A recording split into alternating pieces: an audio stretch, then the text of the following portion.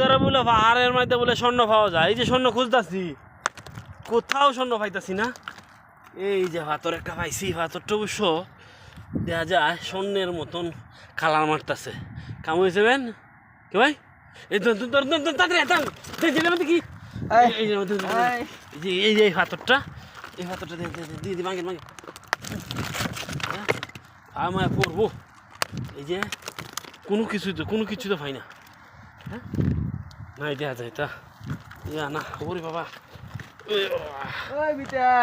উঠছে পাহাড়টা উঠছি আমরা কমপক্ষে 200-300 মিটার,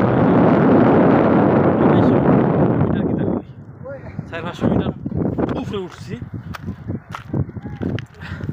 শহরটা দেখাই আপনারে, এটা হলো শহর, এটার নাম হলো হাইল শহর। এই আমি যে জায়গায় উঠছি দেখি পুরা শহর দেখা যেতেছে, আশপাশের জেলা সহ। কিন্তু এই যে দেশের জেলা অনেক বড়, আমরা দেশের এই জেলাগুলো বড় বলইব, ওটা বাংলাদেশের সমানে একটা জেলা হইব, ঠিক আছে। পাহাড়ে পর্বতে ঘেরা এই দেশ, যেদিকে দেখবে শুধু পাহাড়, পাহাড় ছাড়া আর কিচ্ছু নাই, ঠিক আছে। আমরা যে জায়গাতে একটা পার্ক, এটার নাম আরবিতে হাদিকা। এখানে আজকে শুধু আজনবী খেলামেলা সব আজনবী। তারপরে মানুষ যদি কালকে থেকে দেখা যাবো সব ওই সৌদি একদম কালা কিসকিস হয়ে যাবে ওই জায়গাটা। আর প্রত্যেকটা মহল্লার মধ্যে এরকম পার্ক করছে, প্রত্যেকটা মহল্লাতে পার্ক করে রাখছে। সৌদি এতটা উন্নত করতেছে বলার মতো নাই। হ্যাঁ, কাউকে বলতে হবে না আমার বাড়ির সামনে রাস্তা ভাঙা, সরকারে আপনি ঘুমিতে উঠে দেখবেন রাস্তা ফাঁকা করে দিছে। আসলে এই দেশে কোনো কারো কাছে জব দিতে নাই।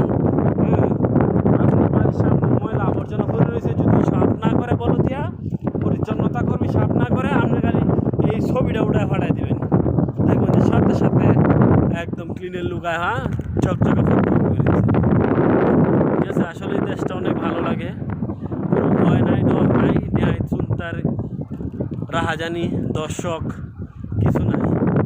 এটা অনেক ভাব পায় না এই দেশও এত শান্তি করে, আসলে অনেক শান্তি। এই নতুন আইছে, কিরকম শান্তি লাগে রে ভাই? কেমন লাগে শান্তি? এই লোকটা আইছে 2 মাস হয়েছে, সেলুনের কাজ করে, খুব ভালো লাগে তার কাছে। হ্যাঁ তো খুব ভালো লাগে। এই আর একটা লোক আইছে, এই আপনার সামনে দেখুন, এটা লোকিয়া বাড়ি কিশোরগঞ্জ। আপনারটা কেমন লাগে? হেলাটা খুব ভালো লাগে বলে, বুঝুন। যারা আরবি না বুঝুন আলহামদুলিল্লাহ তো বুঝুন, কোয়েসটা মানে খুব ভালো, ঠিক আছে।